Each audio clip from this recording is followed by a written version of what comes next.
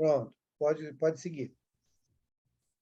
A lição é a 17. O título é Por Cristo. E tem a passagem bíblica. E se te fez algum dano ou te deve alguma coisa, põe isso à minha conta. Quem falou foi Paulo, está em Filemon, primeiro capítulo 1, versículo 18. Perdão.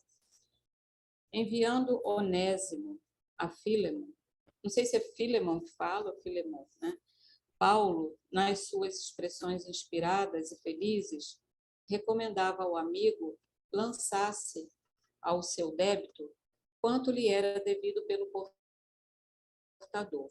Afeiçoemos a exortação às nossas necessidades próprias.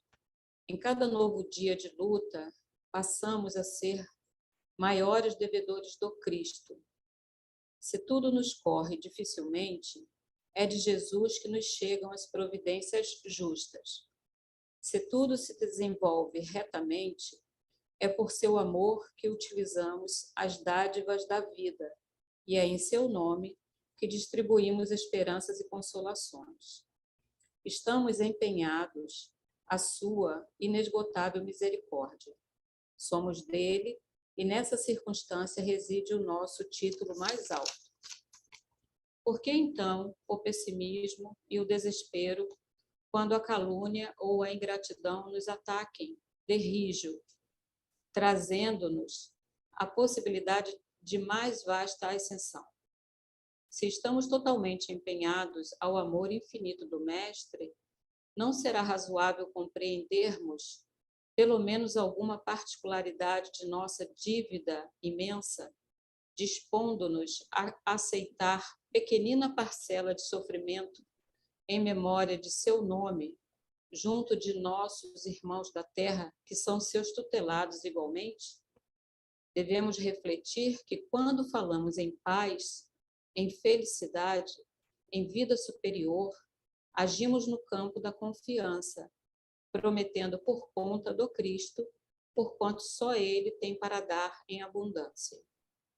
Em vista disso, caso sintas que alguém se converteu em devedor de tua alma, não te entregues a preocupações inúteis, porque o Cristo é também teu credor, e deves colocar os danos do caminho em sua conta divina, passando adiante. Ok. Deixa eu comentar? Assim, lendo, o que me passou é que devemos ter a confiança, né? A confiança em Jesus, a confiança em Deus, e também entendermos que também somos devedores, né? Então, que devemos ter esse olhar de que não nos prendamos ao que o outro fez conosco. Deixemos isso porque cada um presta conta do que faz, né? Então, que nós sigamos no caminho correto, no caminho do bem, fazendo o nosso melhor, servindo e confiando, né? Porque todos nós também não queremos receber tipo assim, a misericórdia. Então, que devemos também pensar dessa forma, que somos falhos também. Então, devemos entender que todos terão no seu tempo, né? Como nós também. Ok, obrigado. Eu não entendi o final, não, Mauro. Eu não entendi o final. Colocar na conta divina, eu não entendi o final. Lê de novo aí. Eu estava entendendo. A frase... O último trecho fala assim: em vista disso, caso sintas que alguém se converteu em devedor de tua alma, não te entregues a preocupações inúteis, porque o Cristo é também teu credor, e deves colocar os danos do caminho em sua conta divina, passando adiante. Então, ele está nos falando aqui o seguinte: para que a gente não se transforme num cobrador, quanto mais, ok? Que a gente compreenda, né, a dificuldade do outro, a dívida que se formou um dia será paga, mas depositemos isso na confiança da lei do amor de Deus, que um dia isso vai ser resgatado, né? É nesse sentido que ele fala aí essa frase que encerra, né? Tanto quando Jesus diz, ó, meu jugo é leve, né? Então, confiemos a ele esse jugo e sigamos em frente. É nesse sentido que ele fala. Vulgarmente falando, entregar para Deus, né? No dito popular, né? Entrega nas mãos de Deus e deixa. Segue em frente. Isso. Entendi. Obrigada. Nada. Bom, vamos, então, fazer a nossa prece. Obrigado, Silvânia, pela leitura. Eu que agradeço. Mensagem. Vamos fazer, então, a nossa prece. Flavinha, faz a nossa prece, por favor. Faço. Senhor Jesus, pedimos, Senhor, a tua misericórdia, a tua paz, nesses momentos que agora vamos estudar o seu Evangelho, Senhor. Que todos aqui possam ser abençoados, que as lições que hoje vamos aqui ler e estudar possam realmente, Senhor, impregnar em nossa mente, na nossa vontade, de praticá-la no dia a dia. Que os nossos amigos que nos instruem, fazem a instrução para nós, sejam abençoados, que nós possamos sair daqui melhor do que chegamos, que os espíritos amigos possam abençoar cada um dos alunos aqui hoje, e que a gente possa, Senhor, sair com a alma mais leve e pôr em prática os seus ensinos no dia a dia. Muito obrigada, Senhor, que assim seja. Obrigado, Flavinha. Quem gostaria de fazer a leitura para a gente hoje? Eu faço, Mauro. Pode fazer. Pessoal, estamos no capítulo 8, item 20. Ok? Vamos em frente, então, Ronald. Boa noite a todos. Capítulo. Bem-aventurados os que têm fechado os olhos. Item 20. Meus bons amigos, para que me chamastes? Terá sido para que eu imponha as mãos sobre a pobre sofredora que está aqui e a cure? Ah, que sofrimento, bom Deus! Ela perdeu a vista e as trevas a envolveram. Pobre filho, que ore e espere. Eu não sei fazer milagres. Eu, sem que Deus o queira. Todas as curas que tenho podido obter, que vos foram assinaladas, não as atribuais, senão àquele que é o Pai de todos nós. Nas vossas aflições, volvei sempre para o céu o olhar e dizei do fundo do coração: meu Pai, cura-me, mas faze que a minha alma enferma se cure antes que o meu corpo, que a minha carne seja castigada, se necessário, para que a minha alma se eleve ao teu seio com a brancura que possuía quando a criastes. Após essa prece, meus amigos, que o bom Deus ouvirá sempre, dadas vos serão a força e a coragem, e, quiçá, também a cura, que apenas timidamente pedistes, em recompensa da vossa abnegação. Essa passagem aqui é muito interessante, porque muitas vezes a gente esquece desse pequeno detalhe, né? Tem que haver a permissão divina, gente. Tem que haver a permissão divina. As curas são possíveis? São, desde que haja permissão. Desde que tenha chegado o momento da suspensão daquela prova ou daquela expiação, né? Então, havendo chegado esse momento, sim, as curas vão ocorrer naturalmente. Então, essa primeira parte aqui, né, que Cura Das traz, é exatamente isso. Ninguém tem esse poder. Ninguém tem. Né? Jesus curou alguns. Né? Vocês acham que também não foi com a autorização de Deus? Claro que sim. Não uma autorização verbal, mas uma autorização da sua própria lei. Aqueles que foram curados, né, estavam já na condição de serem aliviados daquelas experiências dolorosas. E assim, segue em frente. né? Tantos outros curaram, Pedro também curou, né? Então, vejam que não é uma condição de um poder pessoal, né, do indivíduo. É aquele indivíduo como instrumento da vontade de Deus por meio da sua lei. É assim que acontece, né? Então, entendendo como isso ocorre, né, ainda mais relevante é essa fala que termina o parágrafo, quando ele diz aqui, da prece: nas vossas aflições, volvei sempre para o céu o olhar e dizei do fundo do coração: meu Pai, cura-me, mas faze que minha alma enferma se cure antes que o meu corpo. Essa é uma prece onde nós reconhecemos aonde está o verdadeiro valor, ou seja, em nossas almas. Porque se o corpo hoje está cego ou está com alguma mutilação ou doença, isso vai ficar com o corpo. Desde que a gente consiga sublimar a nossa alma, ao regressarmos ao mundo espiritual, estaremos em melhores condições. E aí ele continua: que a minha carne seja castigada, se necessário, para que minha alma se eleve ao teu seio, com a brancura que possuía quando a criaste.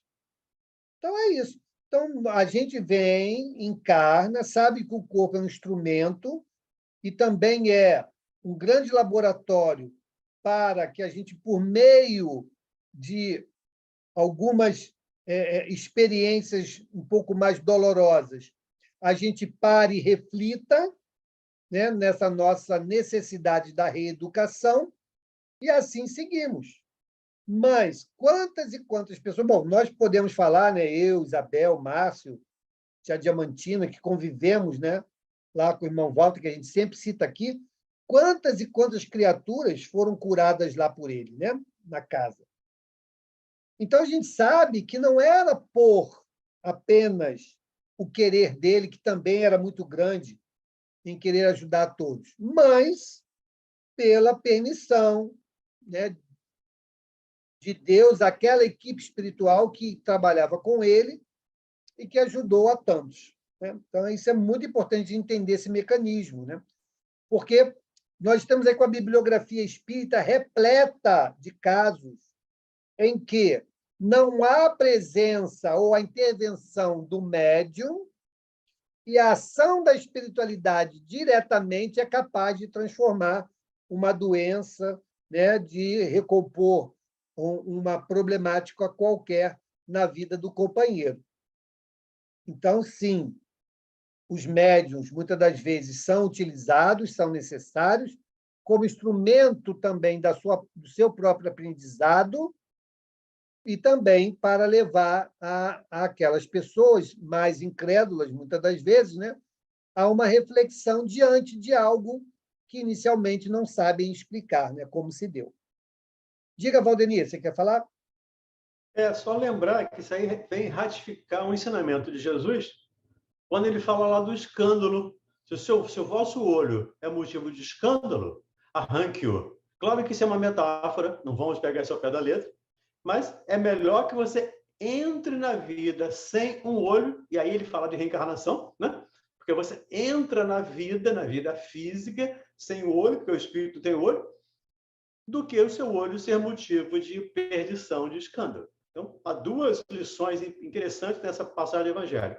A primeira é da reencarnação, que mostra aí nós voltando sem o olho, sem o braço, enfim, sem o membro que foi motivo de escândalo. E a lei de causa e efeito, que também está aí mostrando que a doença é do espírito. Ele está passando pela prova num corpo deficiente, mas a doença é da alma, né? Que minha alma seja curada primeiro. Meu corpo fique bom, ok. Mas primeiro que a minha alma seja curada. Então, é a ratificação do ensino de Jesus. Mais alguém? Vamos lá, Rony. Eu queria fazer uma Oi, Ira, pergunta. diga. Diga. Quando essa parte número 20 que está falando aqui, que o Valdenir acabou de ler, essa parte, quem escreveu foi Kardec ou é bíblico, está na Bíblia? Não, isso aqui é uma mensagem, né, de Cura d'Ars. É um espírito. Nós estamos no capítulo do Evangelho que fala das instruções dos espíritos. Então, no Evangelho, nós vamos passar por vários capítulos que vão ter, vai ter esse item, né? Instruções dos espíritos. Todas são mensagens dos espíritos a respeito daquela temática. E essa daqui é uma delas. Ok, eu achei que era Kardec que estava dizendo isso. Tá bom, obrigada. Nada. Abre o áudio, Valdenir. Razão. O nome do espírito aí, Vianney, no final da mensagem, o cura d'Ars. É o padre da cidade de Ars. Diga, Bel. Isso me fez lembrar, porque antes disso eu faço o estudo do Jorge Andréas, da dinâmica do psi. E tem uma parte que ele fala que eu achei muito legal, ele fala do nosso material genético que vem apropriado porque a gente precisa para essa encarnação. Aí ele bota isso: com isso, o corpo será sempre a consequência daquilo que o espírito possui e carregue consigo. Se suas energias são benéficas e mais evoluídas, só poderá construir condições que traduzam sempre harmonia, equilíbrio e tendência a um organismo físico quase sem deficiências. O contrário se observa com espíritos doentes, ignorantes, inferiorizados, carregando componentes de maldade e vingança, que só poderão construir organizações físicas deficientes pelas distonias que possuem e as quais fazem parte do seu íntimo arcabouço. Eu achei essa parte do livro muito legal. A gente Fala, Bel. Doente é o espírito. Que vai refletir no corpo, né? Mas, assim, é válido, assim, a posição do Jorge André a título de uma informação geral, né? Porque a gente sabe que essas exceções podem acontecer, né? De espíritos endividados, ainda malfazejos, e recebem um corpo natural, né?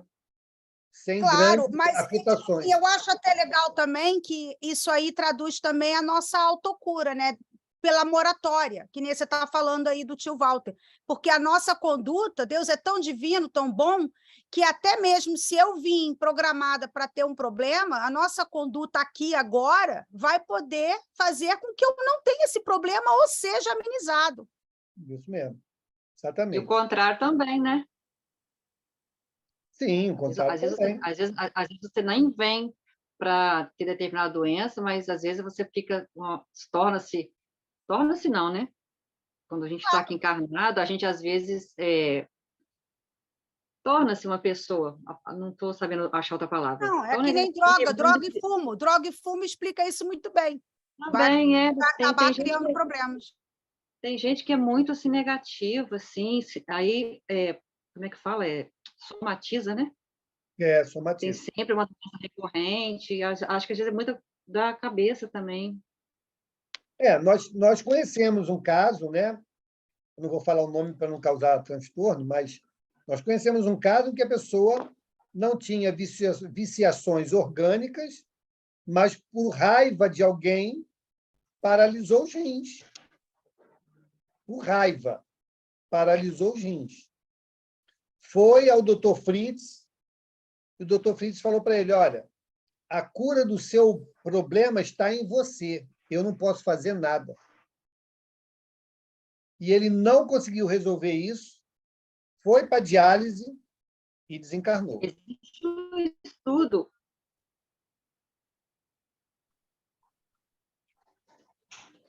Existe um estudo que fala que cada sentimento nosso reflete num órgão, né? Eu não sei se vocês já viram isso. Tem um livro da Joana, tem um livro da Joana que fala sobre isso. O Valdenir sabe o título. Sabe, Valdenir? Sei. Autodescobrimento, uma busca interior. Ah, bom saber. Ela, Valeu, obrigada. ela traça um paralelo entre comportamentos e possíveis doenças que aqueles comportamentos podem gerar. Mas não é uma coisa fatalista, tá, Flávia?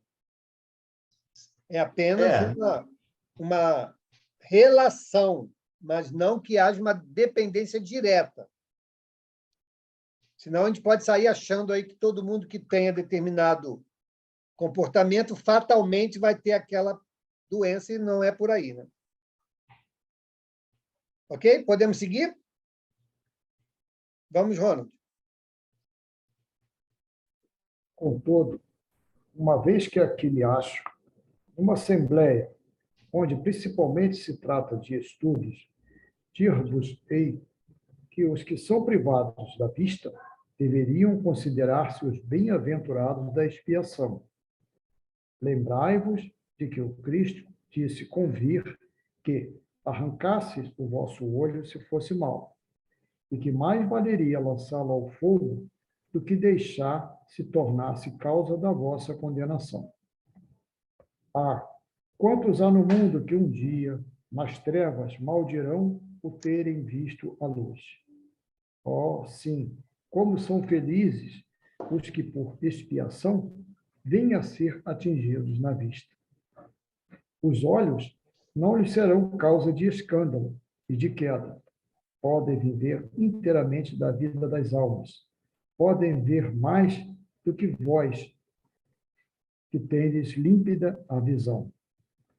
Quando Deus me permite descerrar as pálpebras a algum desses pobres sofredores e lhe restituir a luz, eu digo a mim mesmo, alma querida, por que não conheces todas as delícias do Espírito que vive de contemplação e de amor? Não pedirias, então, que se te concedesse ver imagens menos puras e menos suaves do que as que te é dado entrever na tua cegueira? Ó bem-aventurado cego que quer viver com Deus, mais de todo do que vós que aqui estáis.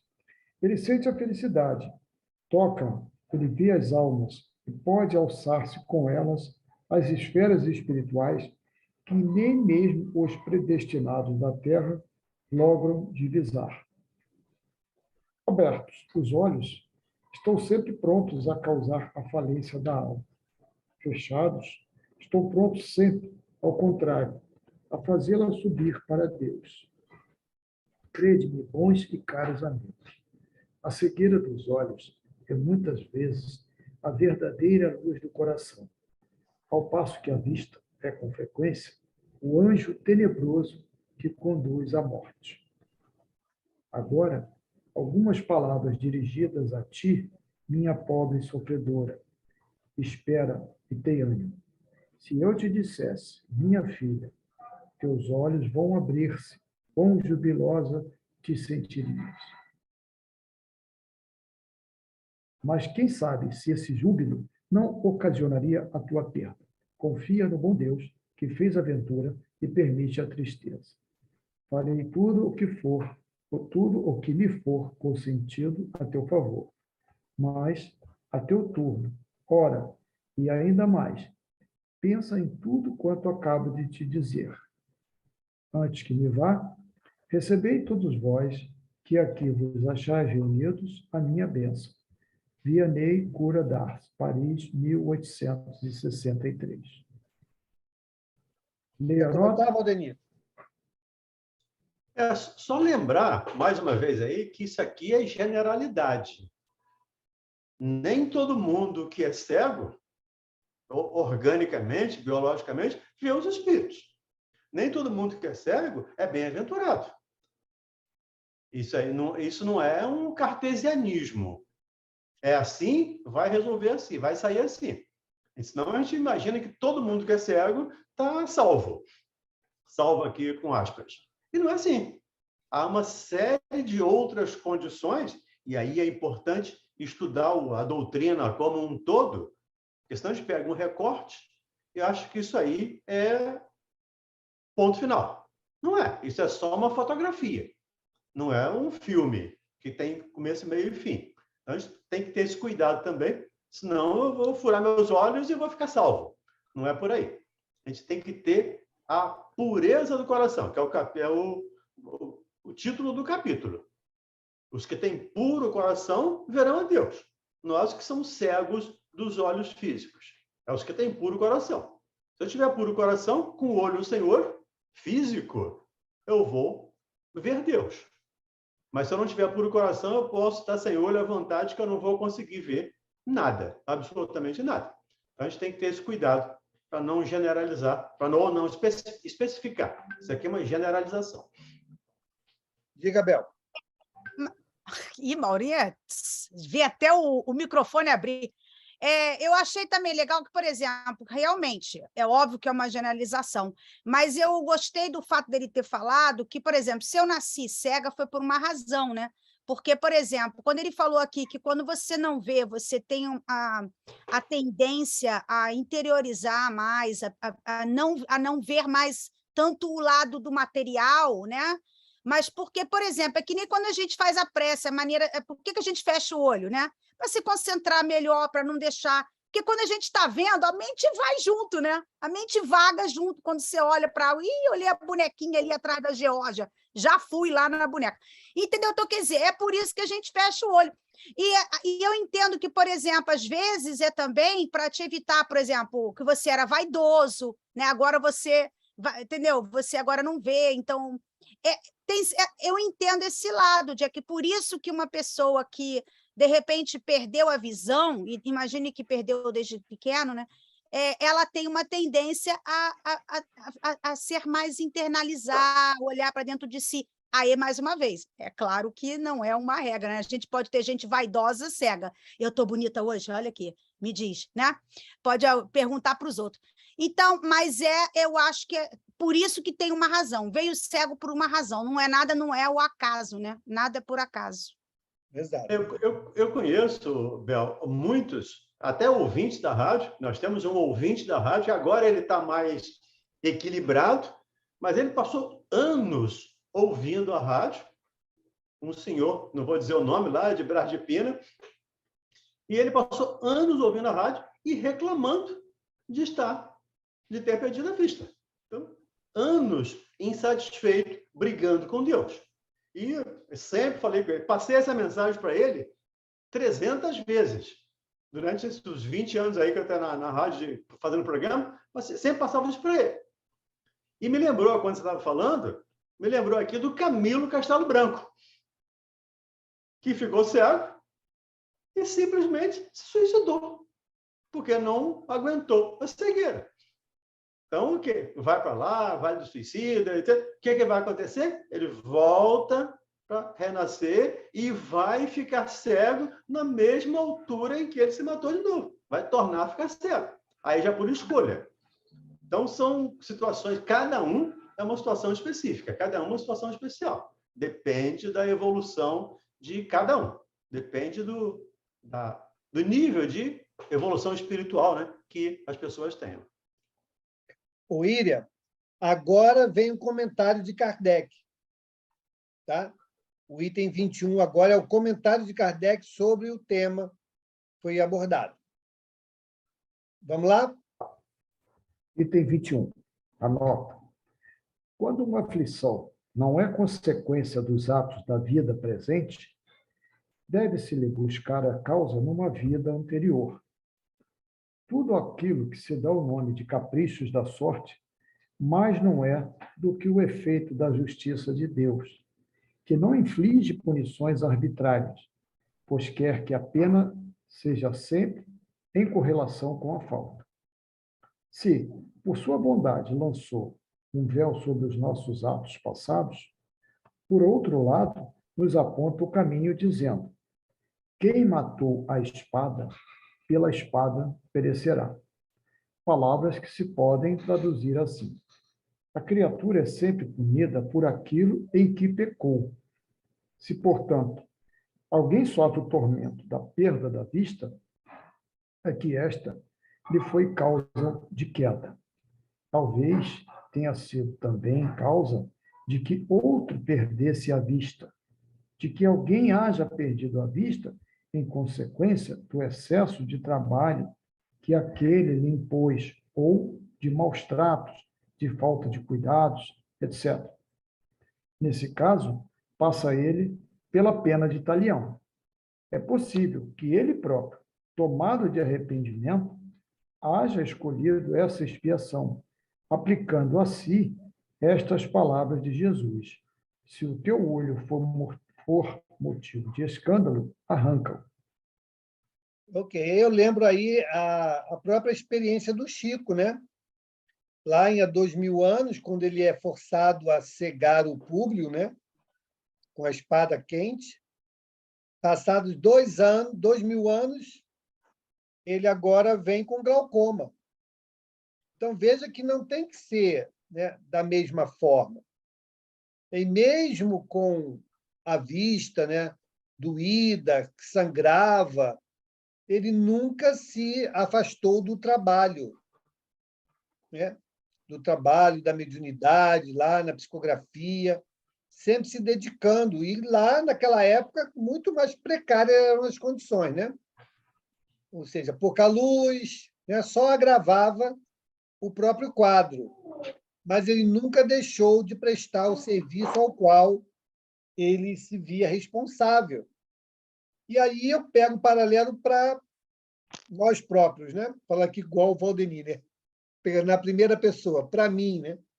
Quantas vezes, né, por coisas pequenas, a gente se vê impedido, né, de fazer o trabalho que nós abraçamos, que nós fomos lá e nos voluntariamos a realizar. Coisas muito pequenas, a gente vai lá, hoje não dá, hoje está frio, hoje está calor, hoje vem a visita, amanhã eu tenho que visitar. Né? São tantos os motivos pequenos que nós nos justificamos para não estar lá no trabalho, né? Então, a gente tem que pensar sobre isso, gente, porque estamos perdendo tempo, um tempo muito valioso. Quanto mais nós estivermos no trabalho do bem, melhor para nós. Nós vamos estar aprendendo, vamos estar servindo, vamos estar jogando tijolinho para cima, né? Para a nossa obra lá na espiritualidade. Então, não vamos perder tempo, né? Não vamos aí desperdiçar o nosso tempo com coisas que não agregam absolutamente nada nesse nosso propósito, que nós já conhecemos. Aí que está o aumento da nossa responsabilidade. Nós já sabemos disso. Não podemos dizer, eu não sabia, desculpa, eu não sabia. Não, essa a gente não pode usar. Então, vamos aí, né, arregaçar as mangas. Não importa a idade, não importa o momento do começo. O importante é nós nos lançarmos ao serviço do bem. Tudo bem? Podemos seguir? Alguma pergunta? Então, vamos lá. Vamos adiante. Título 9. Bem-aventurados os que são brandos e pacíficos. Vamos estudar injúrias e violências, as instruções dos espíritos, a afabilidade e a doçura, a paciência, a obediência, a resignação e a cólera. Injúrias e violências. Item 1. Bem-aventurados os que são brandos, porque possuirão a terra. Isso está em Mateus. Bem-aventurados os pacíficos, porque serão chamados filhos de Deus. Está em Mateus. Sabeis que foi dito aos antigos: não matareis, e quem quer que mate, merecerá condenação pelo juízo. Eu, porém, vos digo que quem quer que se puser em cólera contra o seu irmão, merecerá condenado no juízo. Que aquele que disser a seu irmão, raca, merecerá condenado pelo conselho. E que aquele que lhe disser, és louco, merecerá condenado ao fogo do inferno. Também está em Mateus. Item 4. O Ronald, antes de a gente entrar aí na explicação, é interessante a gente entender aqui essas colocações, né? A doutrina espírita hoje já nos dá uma outra visão sobre essa fala de Jesus, né? Por quê? Porque qualquer ação dessa contra o próximo, nós estamos fazendo contra as leis de Deus, que é a lei de amor, né? Por isso que qualquer injúria que nós praticamos contra alguém, nós seremos, sim, colocados diante do juízo. Qual é o juízo? O juízo da nossa consciência, onde está inscrita a lei de Deus. Por isso que nós, quando desencarnamos, precisamos passar por essa reflexão, porque é entendendo que fizemos de forma errada ou equivocada, é que nós saberemos também o tamanho da nossa reparação. Quantos companheiros nós temos aí que eles próprios descrevem, mas isso já não foi mais por expiação, e sim por pedido, né? Por pedir por passar por aquela prova, porque eu já compreendi. Eu quero reparar, né? Olha lá a questão lá do ficando velho, gente. Foi decapitado, como é que é o nome dele? Paulo. Não. Primo de Jesus. João Batista. Estevão. Obrigado. João Batista. João Batista. Que foi decapitado porque ele pediu para que o seu desencarne se desse daquela maneira. Porque reconheceu, né, o tamanho da sua falta em relação ao seu próximo. Então, essa fala de Jesus aqui, ela fala exatamente a mesma coisa. Todos nós estamos diante do juízo, se fizermos alguma coisa contra o nosso irmão ou contra a lei de Deus. Ok? Por isso que ele diz aqui que em várias situações nós seremos colocados diante do juízo. Tudo bem? Vamos adiante. Item 4. Por essas máximas, Jesus faz da brandura, da moderação, da mansuetude, da afabilidade e da paciência uma lei. Ele condena, por conseguinte, a violência, a cólera e até toda expressão descortês de que alguém possa usar para com seus semelhantes. Raca, entre os hebreus, era um termo desdenhoso, que significava homem que não vale nada, e se pronunciava cuspindo e virando para o lado a cabeça. Vai mesmo mais longe, pois que ameaça com o fogo do inferno aquele que disser a seu irmão: és louco. Evidente se torna que aqui, como em todas as circunstâncias, a intenção agrava ou atenua a falta, mas em que pode uma simples palavra revestir-se de tanta gravidade que mereça tão severa reprovação. É que toda palavra ofensiva, ela exprime um sentimento contrário à lei de amor e de caridade que deve presidir as relações entre os homens e manter entre eles a concórdia e a união.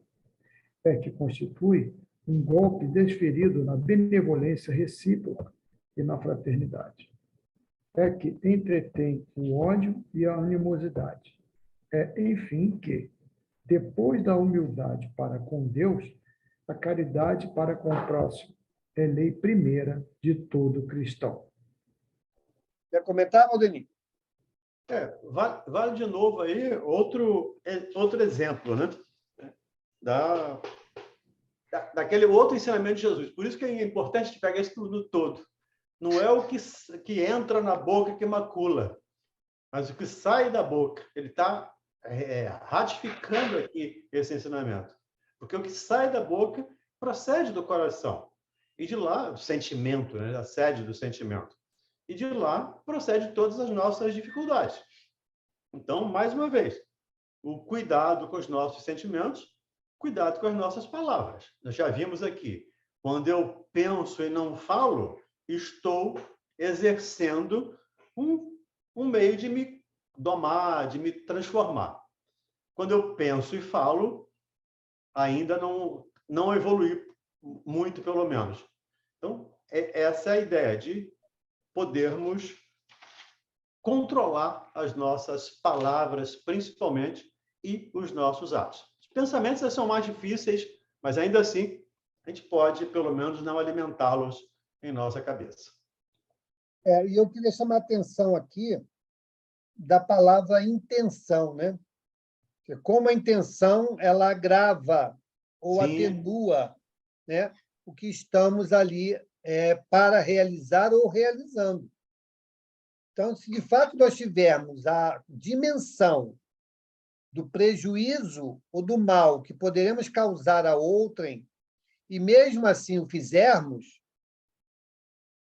o peso na consciência vai ser muito maior, né, do que aquilo que a gente fala de forma espontânea, sem uma maledicência, sem uma intenção, né, de magoar, mas, muitas das vezes, pelo ato comum, né, das convivências que traçamos aí ao longo da vida, aquilo sai de maneira, né, sem maledicência, sem intenção de magoar ou de ofender. Então, a É o intenção dolo, né, aqui... Mauro? Oi? É o dolo, né?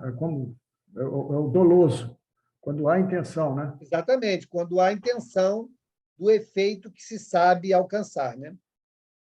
Diga, Íria.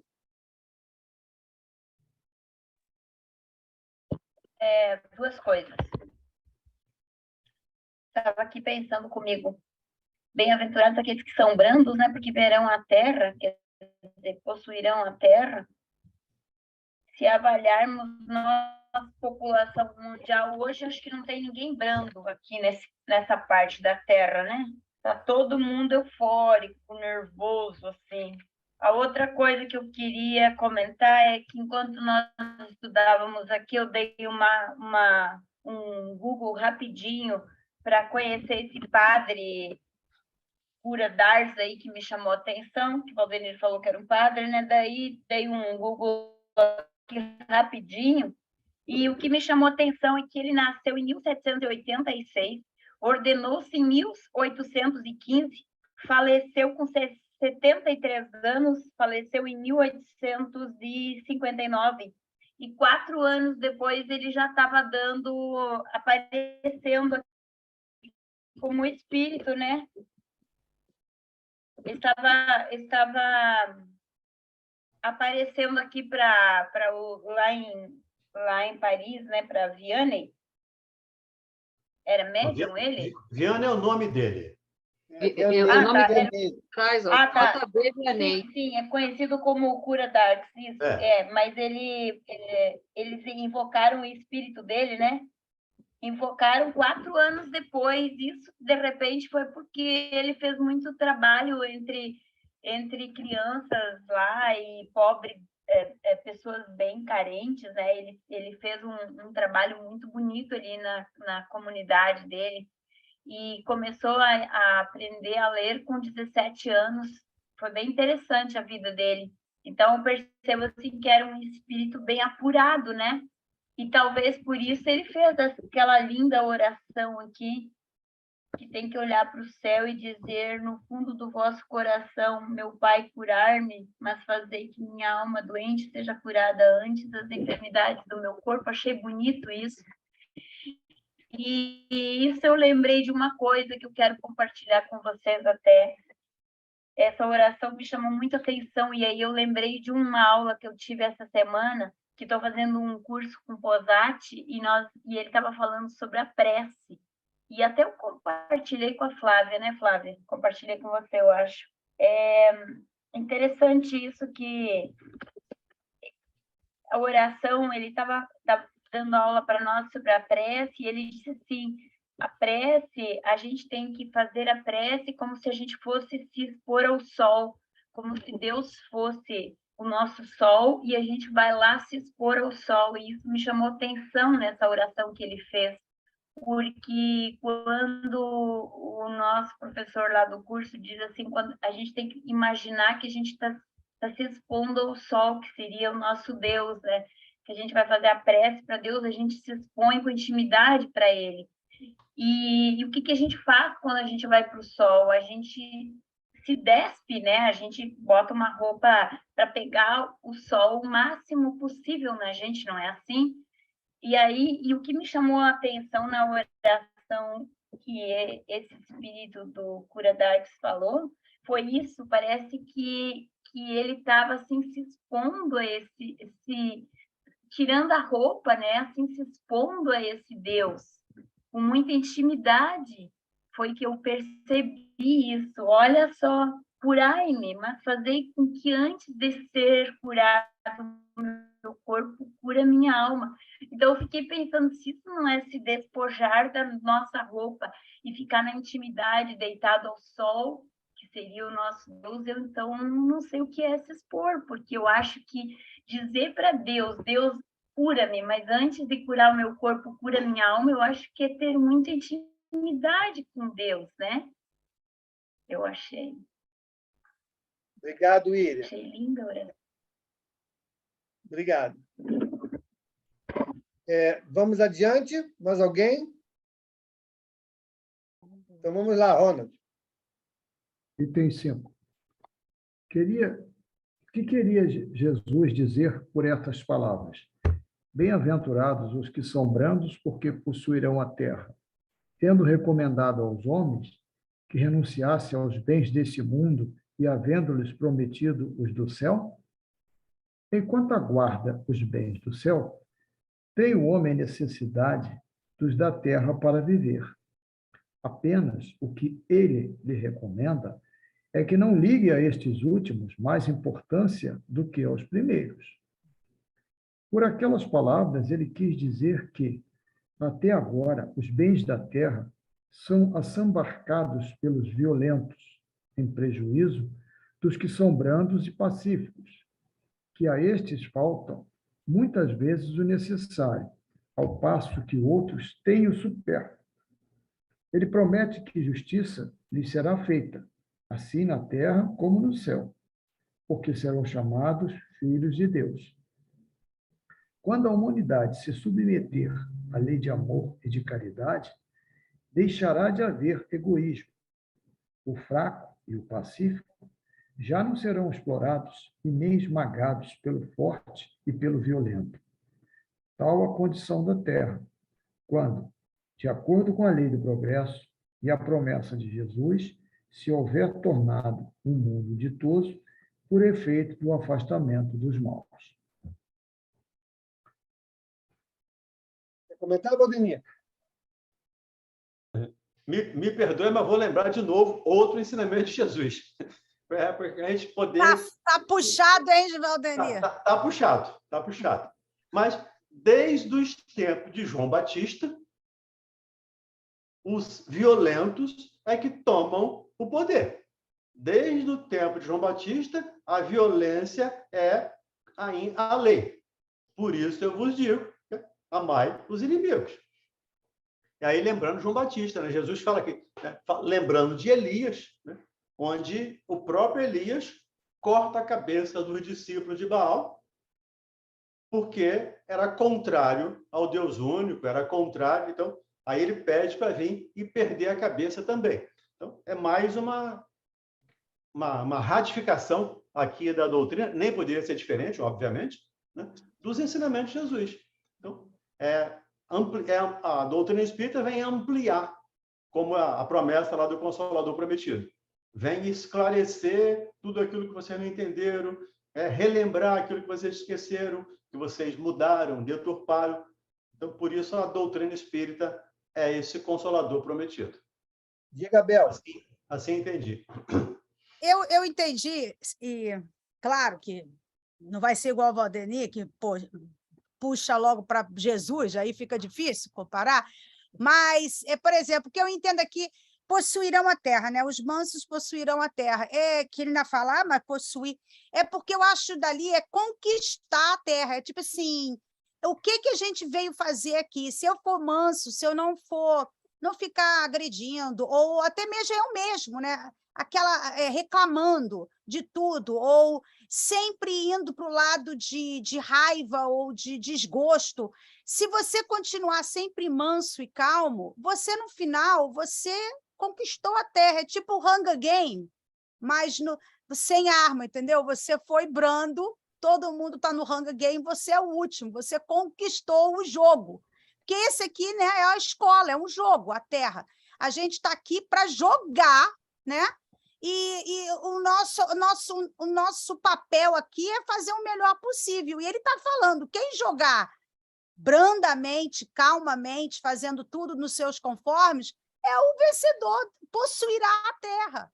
A gente consegue o nosso objetivo nessa encarnação. É assim que eu entendi. Obrigado, Bel.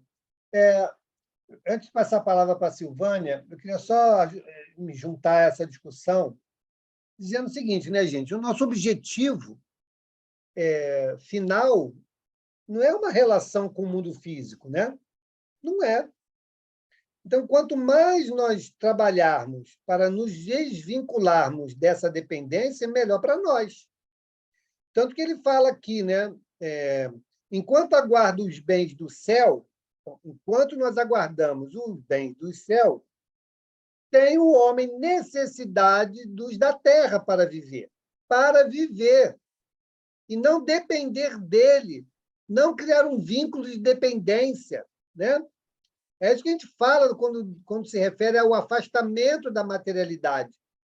É usar a materialidade sem que nós nos tornemos escravos dela. Porque se nós estivermos trabalhando nesse sentido, como nós falamos lá no início, né?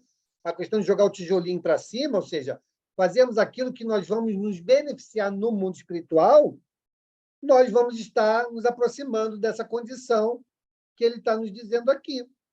Ou seja, estaremos conquistando os bens do céu.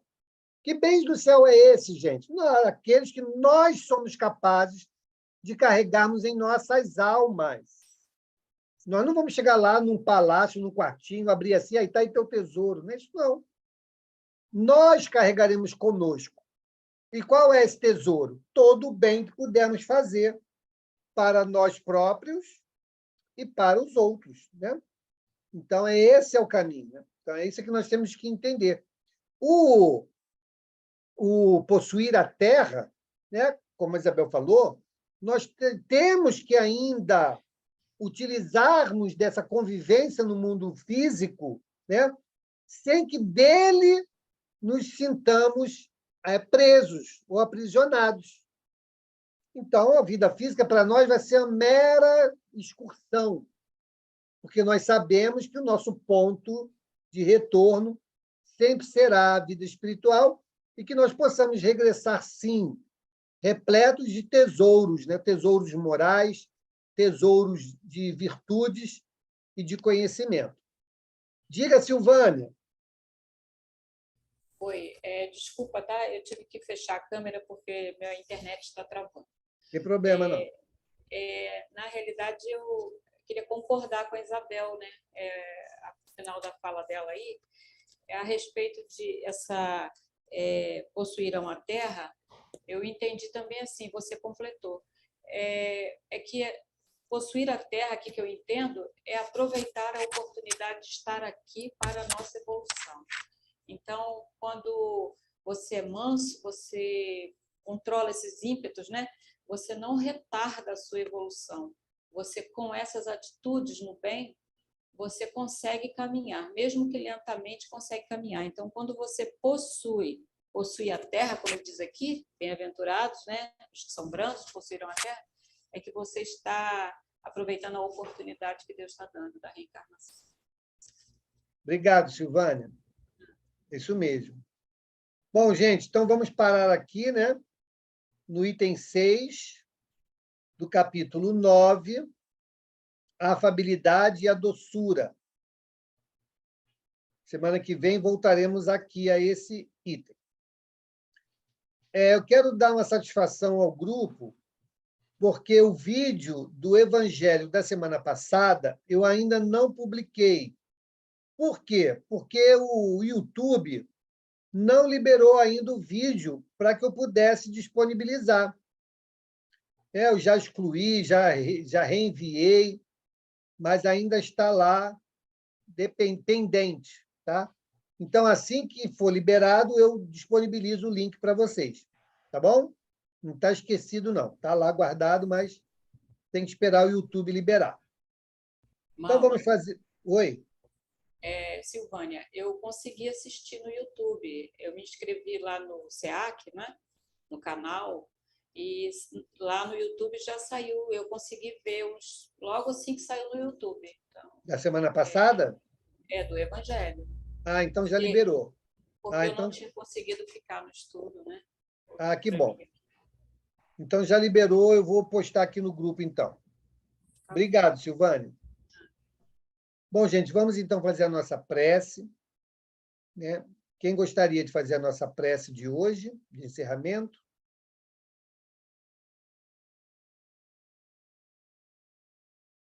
Eu posso fazer a prece. Pois não, Bel? Bom, eu vi a Íria levantar a mão. Então, por favor, Íria, Pode fazer, Bel. Ela fez cursinho.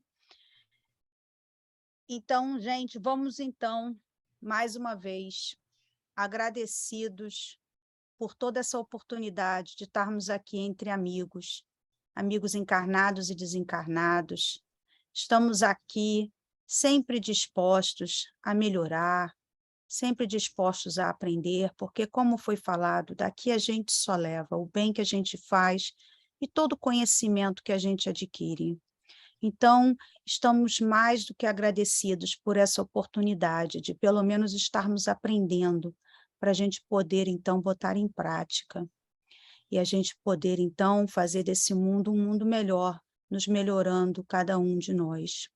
Então, agradecidos mais uma vez, e esperamos que todos tenham uma semana de muita paz, todos que estão aqui e os que não puderam comparecer, e que a gente possa estar mais uma vez reunidos para mais evangelho. Graças a Deus. Obrigado, Bel. Obrigado a todos. Vamos à nossa foto. Quem quiser aí, ó, abre a janelinha. E eu estou preparada para o jogo 2.0 no mundo de regeneração, onde eu vou fazer meu upgrade. Fazer meu upgrade. Aí tem mais uma página, pessoal. Ninguém sai. Me engana, Isabel. É ruim, hein? Eu vou estar lá naquela fila e vou fazer panelaço, vou logo falando, vou fazer panelaço se eu não tiver essa fila. Gente, um beijo, uma boa semana. Over, né, Isabel? É game over. Vai ser Hunger Game mesmo. Vai ser Hunger Game. Amanhã, meio-dia. Meio-dia, galera. Vamos lá. Botar mais boa noite para todo mundo. Boa noite. Boa noite. Tchau, gente. Um Tchau, abraço. um abraço. Boa Um noite. abraço. Tchau. Tchau, boa noite para todos. Tchau. Boa noite. Tchau, boa noite. Boa noite.